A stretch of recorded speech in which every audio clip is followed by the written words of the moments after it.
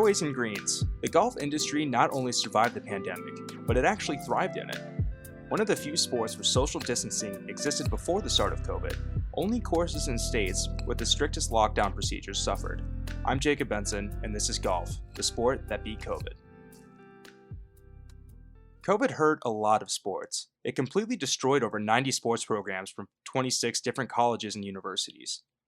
With people stuck at home starting in March 2020, and the weather only getting nicer, golf seemed like one of the best activities one could do outdoors in a public health crisis.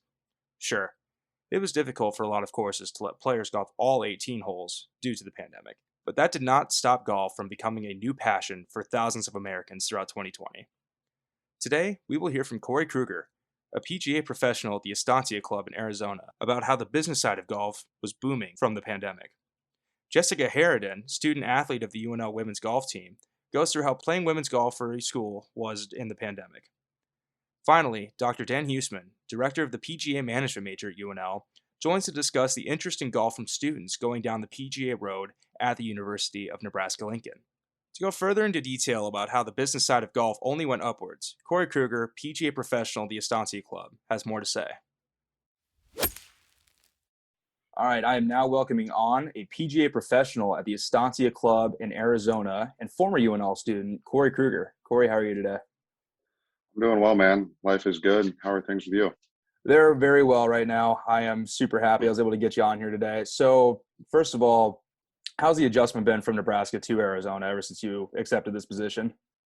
Honestly, it's been good. It was a little kind of scary at first going down here by myself, not knowing a lot of people, but Arizona is a great place to be. So I'm sure you've known if you've been here before. It's sunshine every day. It's hard to beat.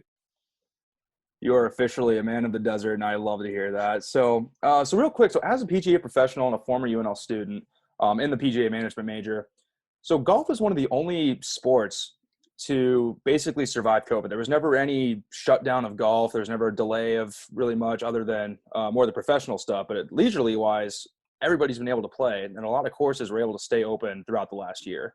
So what are your thoughts on how golf in the United States was able to take those precautions? So more I'm asking, like, what are your thoughts on the precautions taken?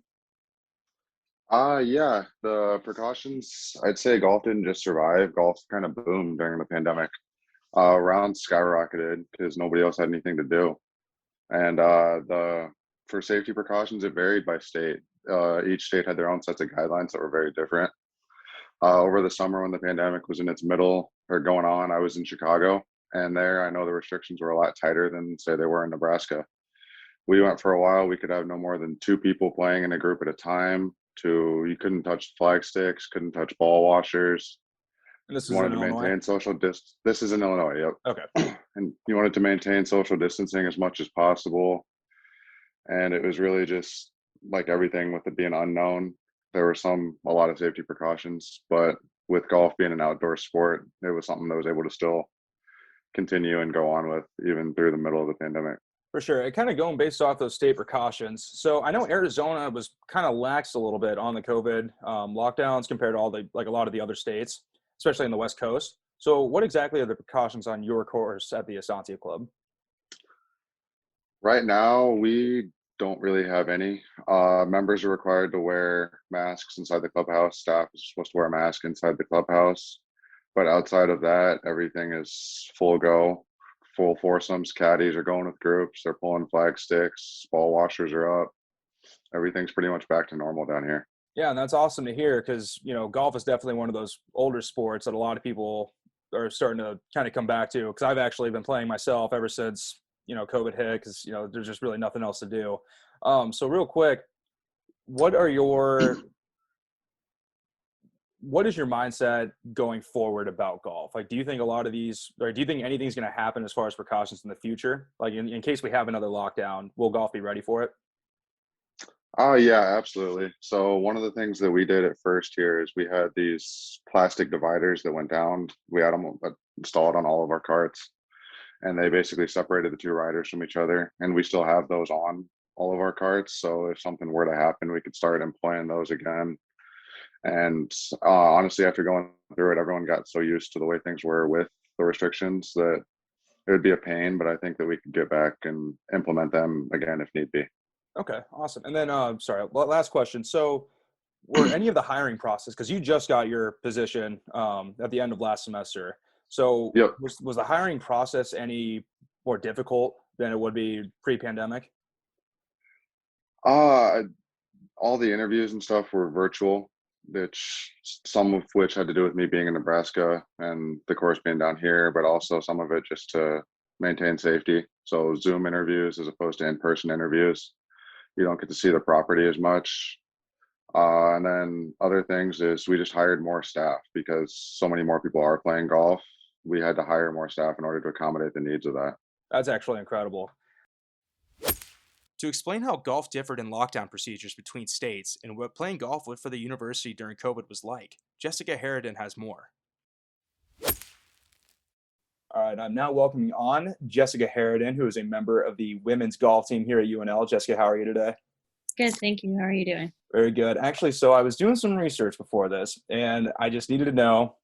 So, is it true you live in the Rose House from The Bachelor in Thousand Oaks? I do. Okay, that was one of the most incredible and amazing things I've ever heard. Like the fact that I'm talking to someone who's from the Bachelor House, that's amazing. But so I just want to go into that real quick. So, how was that transition between Thousand Oaks, California, to golfing in Nebraska? It was really different, honestly, but I was trying to look for somewhere that was not California. And I really got that here in Nebraska. Everyone's so nice. There's not a lot of traffic. Everything's just a lot slower paced. But the transition was actually pretty easy just because I was looking for something, very low maintenance. And I really got that here. And I'm glad I came here, though. Awesome. And so, what kind of got you on your role on the women's golf team here at UNL? Yeah, great question. I was really looking at Ole Miss and Nebraska as like my top two. And I went to a football game on my official visit here, and I was immediately sold on coming here. And that's really why I committed here. And of course, the golf facilities, we have a lot of great opportunities here with golf, and the coaches were really great. And I just loved the tradition of Nebraska. I had never even been before my official visit, so it was just so different than what I had grown up with. Hopefully, it was a football game that we won. But so I know COVID has kind of affected a lot of sports over the last year, but surprisingly enough, golf has actually been a sport that's not only survived, but it's kind of been thriving. But real quick, so for those that don't know, what would you say what would you say has affected women's golf in Nebraska, like throughout the season? Like, were there any big drastic changes that like affected the outcome of the season? No, there wasn't a ton of changes. I mean, we just had to, our coach kind of said, we want you guys to stay in this bubble. If one of us or if two of us had gotten COVID, we would be out for 19 days. Oh wow. And thankfully, we didn't have anyone this entire season have COVID, which is really amazing. But we got tested every 3 days, and we were just on a very tight-knit group. We wore masks all the time. We didn't have to wear masks while we were playing, but it was just a lot of no going out to restaurants, no bars, just kind of all staying in close quarters and being safe.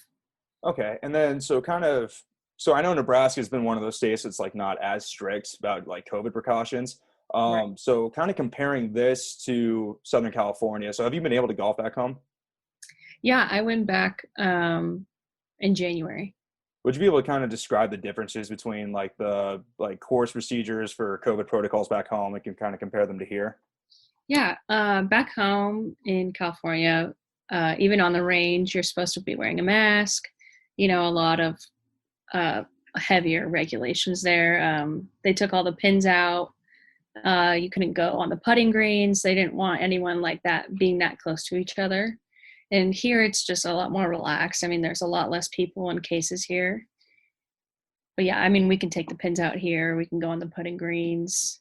Not a lot of like mask regulations considering we don't have as much people or cases, I would say. For sure. And then so after this season, so you're taking advantage of the extra season because of COVID, correct? Because you are second. Oh, this is your second one? Okay. Or your actual one? Okay. So kind of as an outgoing senior, do you have any advice for any future women's golfers in the country that are planning on going to college? That is a great question.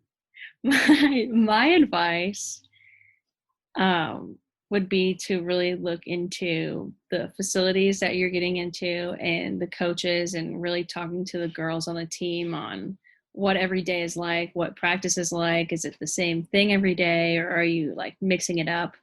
Because golf can be one of those very repetitive sports where you're just practicing for 4 hours on one thing. Or do your coaches make it fun? Do they change up the drills? So I had a lot of, thankful for that, I had a lot of good coaches throughout my 4 years that really changed up our everyday practice. So I wasn't just sitting on the range hitting golf balls every day. So yeah, that would be kind of my advice. And find a place with good weather, or if you don't like the good weather, then it builds character. That's all I Yeah, learned. exactly. Wind is just horrible, but yeah, look into your season with weather wise as well. For sure. And then my last question for you. So would you say there's any stigma for women golfers in the United States currently? Yeah, I would say that there's always kind of been that women playing golf are just really slow and they're not as good as the men. I would say that's kind of like a ongoing thing that I've dealt with growing up too. But I mean, I can probably beat most of the guys that are on the golf course for fun anyways. And so that's kind of been tough to deal with, but it's always kind of an advantage that you have. Like, you can literally hustle people just because you're actually a lot better than they think you are. To discuss the future of the PGA Management major at UNL, Dr. Dann Husmann, director of the major, has more. All right, I am now welcoming on Dr. Dann Husmann, the PGA director at UNL. How you doing today? I'm doing well. Yourself, Jacob? Very good, very good. So I've seen in the last 12 months that golf was kind of one of those trickier sports that didn't exactly degrade during the pandemic. It's actually one of those sports that would thrive in a lot of aspects, a lot of people would say. So coming from an academic standpoint, because you do teach entry-level PGA courses here in Nebraska, so how would you say the PGA major was affected by COVID? Early on last year in 2020, especially March, April, there was a huge decline in number of rounds as people were trying to figure things out. A lot of courses closed. Am I still being recorded? Yeah. Okay, I'm just watching my video and I don't seem to be doing much. So Oh, you're good. Okay, so for those first 2 months when the pandemic hit, rounds were way off. And then once we got things figured out, people were furloughed, people were working from home, the number of rounds that were played from then on were off the charts. Because people needed some kind of a experience. And so outside you could practice social distancing. The golf courses were very good at accommodating not only social distancing, but putting foam in the holes for the golf balls so nobody touches the flag, those kinds of things. And so you could practice social distancing. How it affected our program, it really didn't do much. Our students that go out to do internships, they were all able to still go out and do their required internships across the country. The only real state was affected was California. They were shut down for a while. And so a couple of our students that had plans to go to California, they had to make other accommodations. Of course, they didn't have problems finding those internships. So from an academic standpoint and from a student perspective, we were just fine. We did really well.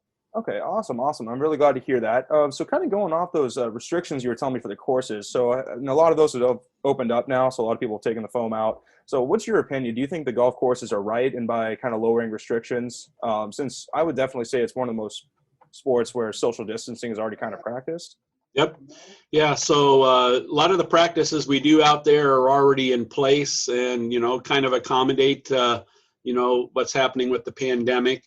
The other side is that a lot of people now are vaccinated and or have had COVID. And so, kind of have some immunity build up for the next 90 days. And so those kinds of things are kind of welcoming too. And so we've been able to, kind of really cruise right along and do well.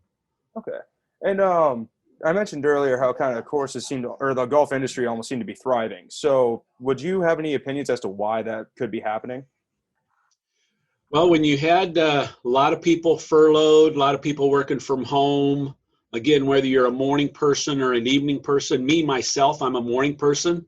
So when I was required to work from home, I'd be up at 5 in the morning and get a lot of my work done. So you had some time in the afternoon. And so kind of as a release, get out of the bunker at home, you'd go out and play maybe 9 holes. And so other people had that same kind of, kind of almost requirement is to get out, get on a golf course, get some fresh air, at least talk to some people while you're social distancing. And so it was really pretty good for the golf industry. Oh yeah, I was actually definitely one of those people, just being nothing to do at home. So you get out on the course, going over to Highlands, hitting off the tees and all that too. So would you say that golf has kind of replaced baseball as America's pastime over the last 12 months then? Oh, I don't know about that. Everybody has to have some kind of either it's relaxation or a vocation. And, I enjoy going to baseball games just like anybody else. Mm-hmm. I enjoy going to the golf course just like anybody else. And so I think a lot of it depends upon, number one, what do you have access to? I could easily go out in, under 2 hours and play 9 holes, someplace close to where I live versus, hey, if I'm going to go to a baseball game, I'm going to go up and watch the Storm Chasers or, watch the Huskers play. Well, now I'm talking maybe 3-4 hours. And so even though I like to do both of those things, golf's kind of the easy one kind of to get involved with and participate in, and you're more active. Baseball, you're more of an observer. On golf, you're a participant. You're actually playing the game. Very well said. So, Dr. Husmann, I'm going to put you in kind of a hypothetical here. So, say very soon, golf courses, like there's another surge in COVID-19, and golf courses have to shut down or go back to their previous restrictions back when things were really bad. So, what would your hopes be for your current students that are planning to go and become PGA pros? Well, we're accredited by the PGA of America, and so a lot of the information specifically on how we handle not only this pandemic, but potentially the next one of whatever it might be, we kind of take our instructions, and the PGA of America provides the leadership for us. And so whether that's out at the golf courses, working with current PGA professionals, or working with students in our PGA Golf Management program, we trust the leadership at the PGA of America to kind of give us that, kind of that structure, how things are going to proceed, that protocol to be able to deal and handle the next pandemic, whatever that might be. Absolutely. And so do you have any future advice for that high school senior that's thinking about going into PGA management as a major this fall? Well, right now, our cohort that's going to be coming on for fall 2021, we got really good numbers. As far as the occupational outlook, it's never been better for PGA professionals. Just within the Nebraska section here in Lincoln, we probably have close to 40% of our current PGA professionals are kind of in that tail end of that baby boomer age range. Mm-hmm. And so they're going to be retiring in 5-7 years. And so there's going to be a lot of, employment opportunities in the golf industry to replace those PGA professionals. And so that's something we've really been marketing to prospective students and moms and dads, is the occupational outlook for the golf industry is looking really good right now. The best way to get outside and do something during this time is playing a sport that has one of the lowest probabilities of contracting the virus. For many, golf is and will be that sport. I'm Jacob Benson, and this has been brought to you by Unlimited Sports.